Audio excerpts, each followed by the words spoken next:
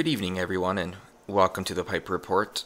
So Romney, who is running for the U.S. Senate, is calling for action against mass shootings. Now, some people might not know that he is running for the U.S. Senate spot in Utah, and he is a huge favorite in it.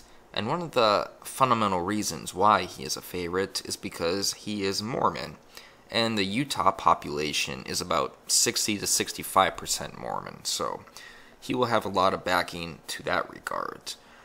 I'm reticent about really trusting Romney because he is establishment, and I don't think we need any more establishment figures in Washington. I think we need to get grassroots movements like someone like Austin Peterson, who is currently running for Senate in Missouri. So, if I have any Missouri subscribers, be sure to check out Austin Peterson, and if you like him, be sure to vote for him because he would be comparable to Rand Paul, and we need someone like Rand Paul in office. Austin Peterson would be a very, very good replacement for Claire McCaskill, who is one of the richest people in Congress, and yet she likes to claim that she understands how poor people live and what they are, how hard their lives are. It's like, no you don't, no you don't. But Romney, he made some comments regarding Washington and mass shootings in general. Here's the article. Just hours after announcing plans to run for a U.S. Senate in Utah, former Republican presidential nominee Mitt Romney took the stage Friday night in Provo to draw attention to a matter clear across the country, this week's massacre in Florida. "I think we can't just sit and wait and hope for things to get better," Romney said, according to the Salt Lake Tribune. "It is wrong and unacceptable for children in our schools to fear for their lives." Romney called for preventative measures, such as strengthening the FBI database for firearm background checks and enhancing school security with police patrols and intervention teams, as steps states should consider to prevent such tragedies. So, what needs to be distinguished here is that it doesn't appear Romney is calling for anything that would step on people's rights, which is my biggest argument. My theory is we don't need to create new gun laws. We just need to enforce the ones we already have. And we don't. We don't. This whole shooting that happened in Florida recently, the kid, he posted on social media that he was going to be a school shooter. He was actually reported to the FBI. Someone reported him about this, and the FBI didn't do anything about it. The FBI then admitted that was their bad, that they should have looked at him. So we need to look at this from a different ways.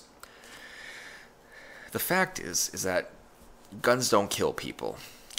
People kill people. And to prove this, if you have a gun, put your gun in your room and do not touch it at all. And check there every day to see if it's there. I can 100% guarantee you that that gun will not get out of its case, go walk outside and shoot someone. I 100% guarantee that will not happen. And if you don't believe me, try it. Try it. It doesn't matter whose gun. Just don't touch it, and I guarantee it won't kill anyone. But that is radical thinking on my part. Guns kill people, according to a growing majority in the country. Especially, I read an article, I can't remember what organization, but there was just so many inaccuracies in it. Like, for the first part, they kept calling the AR-15 an assault rifle. An AR-15 is not an assault rifle. AR means Armalite rifle. Armalite, not assault rifle. An assault rifle is a fully automatic weapon that is used in military warfare. An AR-15 is semi-auto, not fully auto, not used in military warfare. So, right off the bat, when they're trying to denounce the rights that people have under the Second Amendment, they right away get their facts wrong. And then they're trying to argue that mass shootings are like the biggest, or that the AR-15 was the biggest cause of mass shootings, and that's also incorrect. The majority of gun deaths in this country are from pistols, and the majority of gun deaths, statistically speaking, are from suicide. 60%. There's another organization I saw on James Alsup's channel. I think they're called Now This. This guy went on this like death poetry rant about how he's tired of guns killing people and all this stuff, and just throwing out these outrageous claims, but not actually throwing out the externalities of them, like the facts. Like, for instance, he said that guns kill blah blah this many people, which is more than blah blah. Well, he conveniently left out the fact that 60% of those deaths are suicide, which is a tragedy. Yes, suicide is bad. I know from personal experience about suicide. Someone very close to me killed himself. I won't get into it because, well, it's really none of your business, but it was really hard, so I understand that. But the fact is, and he used a gun, but the fact is that he was going to do it no matter what. If you really want to die, you will find a way to die. So, yeah, but where was I at? I kind of went on digression there. We have to just enforce the laws we already have. We don't have to create new laws that tries to impede anyone's Second Amendment. And they also argued in that article that we know now from experience that the good guy with a gun doesn't exist. Well, what are you talking about? We literally saw that in Texas. A good guy, an NRA gun instructor with an AR-15 stopped the Texas church shooter, who was probably going to kill a lot more people. He and another good Samaritan chased down the shooter with their car, stopped him, and they killed him before he could kill anyone else. So yes, the good guy with a gun phenomenon does exist. It is there. So you cannot conveniently leave out these facts just to make your opinion and your argument be stronger. Now, some might be thinking, yeah, but who cares? The fact is that we are seeing a lot of gun deaths. Yeah, we are. But that doesn't mean you take away the rights. You do other measures. I saw a meme, and I don't know if this is true or not, but I saw a meme that had a picture of like all, I think the last like 10 mass shooters, and it made a comment that all of them were on psychotropic drugs. And if that is indeed the case, then we really, really need to look at our mental health. We really need to determine what is happening. Do these drugs have a direct correlation to crime? And if so, to be honest, we just have to reform mental health. That is where we have to go. But I do agree with Romney, to kind of circle back here. I do agree with Romney on this, because it doesn't appear to me, I'm keeping it real here at the Piper Report. I'm not a fan of Romney, but it doesn't appear, based on this, that he is calling for a usurpation. He's calling for your rights to be diminished. It doesn't appear that way. He's calling for strengthening, enforcing the laws we already have, like here, and then also doing more to enforce it, like school security, which is good. Because I may have told some of you that I used to work for my state legislature, and I was on the Judiciary Committee, so we dealt with a lot of this stuff, and a lot of it that was talked about was, should we have guns in school? Should we train teachers? How should we do this and that? So, I mean, and I support that. I support that teachers train them. And we do have now in schools gun drills and things of that nature. I mean, we do need to do more about it, but yeah. Trying to diminish somebody's Second Amendment guaranteed rights and liberties is not the answer. And what's really important is that you should never make laws based on emotion. That is a very poor way to write laws, because we see this immediately after something terrible happens. And it doesn't have to be a school shooting. It could be, like, for instance, a hurricane. There's always a push right away based on emotion to enact some type of law that's goal is to try to prevent such atrocities from happening.